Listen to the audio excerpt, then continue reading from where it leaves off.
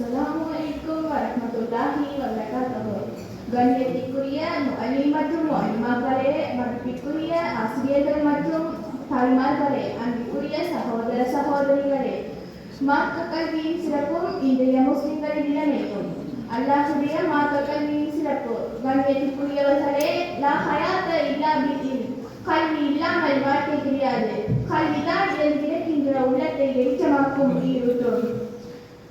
கண்ணியத்திற்குரியவர்களே, அல்லாஹ்வுடைய தீனுடைய கல்வி, ஷரீஅத்துடைய கல்வி, அல்லாஹ்வை பற்றிய கல்வி, அல்லாஹ்வுடைய தூதர் ரசூலுல்லாஹி ஸல்லல்லாஹு அலைஹி வஸல்லம் அவர்கள் கொண்டு வந்த சாத்தியத்தை பற்றிய கல்வி, அல்லாஹ் கபருடைய கல்வி, அல்லாஹ் எதை விரும்புகின்றான், அல்லாஹ் எதை வெறுக்குகின்றான், அல்லாஹ் எதை அனுமதித்தான், அல்லாஹ் எதை தடுத்தான், அல்லாஹ்வுடைய தூதர் ரசூலுல்லாஹி ஸல்லல்லாஹு அலைஹி வஸல்லம் அவர்கள் எதை அனுமதித்தார்கள், எதை தடுத்தார்கள்.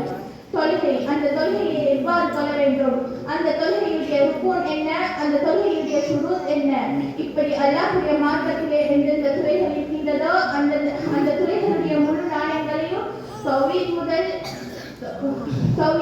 அல்லாஹ்வுடைய மார்க்கத்திலே அல்லாஹ்வுடைய தூதர் ஸல்லல்லாஹு அலைஹி வஸல்லம் அவர்கள் கூறிய கடைசி கல்வி வரை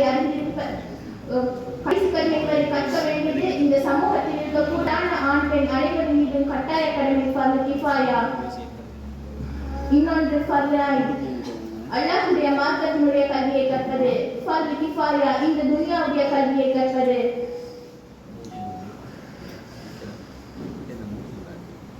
நிலையாக இருக்குமோ, எந்த கல்வியை கற்றால் இந்த உலகத்தால் இயங்க முடியுமோ அந்த கல்வியை கற்பது ஃபர்து கிஃபாயா.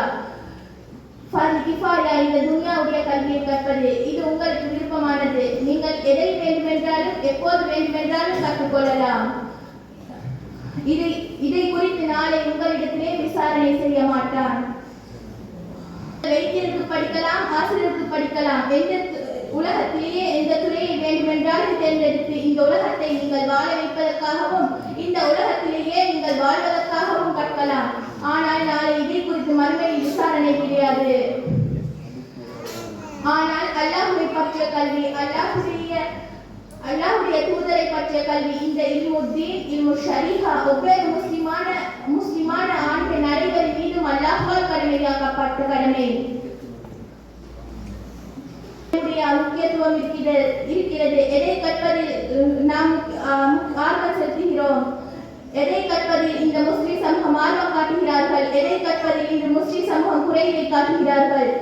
அல்லாஹ் கூறுகின்ற வசனம் எனக்கு அப்படியே பொருந்துகிறது. பாருங்கள், சூரத்துல் ரூமுடைய 7வது வசனத்திலே அல்லாஹ் கூறுகின்றான், யா மலூன லஹீரன் மினல் ஹயாத்தி துன்யா வஹும் அனில் ஆஹிரத்தி ஹும் ஆஃபிலூன். இவர்கள் இந்த உலக வாழ்க்கையின் வெளிப்படையான கல்வியை தம் வெளிப்படையான நாணங்களைத்தான் அறிந்திருக்கின்றார்கள். உலகத்தை பற்றியோ உலகத்துடைய துறைகளை பற்றியோ கேட்டால் அதன் பக்கம் செல்வதற்கும் அதை பற்றி பேசுவதற்கும் ஆர்வம் காட்டுகிறார்கள். ஆனால் மறுமையை பற்றியோ மறுமையுடைய நாணங்களை பற்றியோ கேட்டால் முழுவதையும் அறியாதவர்களாக மறந்தவர்களாக இருக்கின்றார்கள் என்று அல்லாஹ் கூறுகின்றான். அல்லாஹ் கூறுகின்றான், ஃபலித்தலக இல்முஹும் ஃபில் ஆஹிரா ஃபல்ஹும் ஃபி ஷக்கின் மின்ஹா ஃபல்ஹும் மின்ஹா ஹமூன்.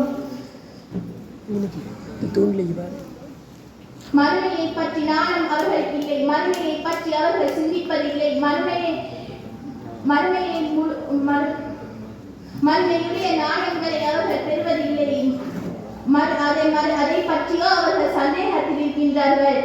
ஏன் அதை பற்றி அவர்கள் கேடர்களாக வாழ்கின்றார்கள். கால்கள் இருக்கின்றது, செவிகள் இருக்கிறது, உள்ளங்கள் இருக்கின்றது, அனைத்தையும் மறந்து குருடர்களை போல்தான் இந்த உலகத்தில் வாழ்ந்து கொண்டிருக்கின்றார்கள் என்று அல்லாஹ் கூறுகின்றான்.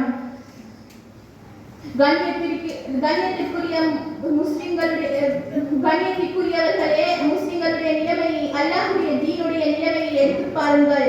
அல்லாஹ்வால் இறக்கப்பட்ட குர்ஆன் இந்த உலகத்திலே வாழக்கூடிய முஸ்லிம்கள் எப்படி நேர்வழி பெற வேண்டும் என்ற நேர்வழியை காட்டுவதற்காக இறக்கப்பட்ட குர்ஆன் இன்று எத்தனை முஸ்லிம்களுக்கு எதனை கற்பிக்கின்றது என்பதற்கு நாணம் இருக்கின்றது. கண்ணியத்திற்குரியவர்களே, யோசித்து பாருங்கள். நம்முடைய நிலைமையை கொஞ்சம் சீர்தூக்கி பாருங்கள். அல்லாஹ்வுடைய மார்க்கத்தில் எந்த நிலையில் நாம் உள்ளோம் என்று. தொழுகையிலே ஓதுகிறோம் சூரத்துல் ஃபாத்திஹா, அதனுடைய பொருளை தான் அறிந்தோம்.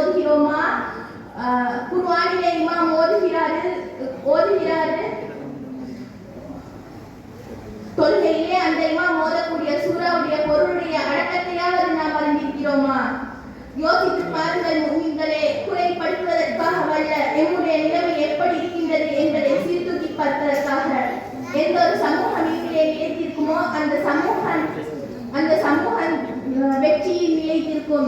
எந்த ஒரு சமூகம் இறுதியிலே வேண்டியிருக்குமோ அந்த சமூகம் தன்னை அழிவின் பாதையை நோக்கி கொண்டிருக்கும் என்று கூறி எனது உரையை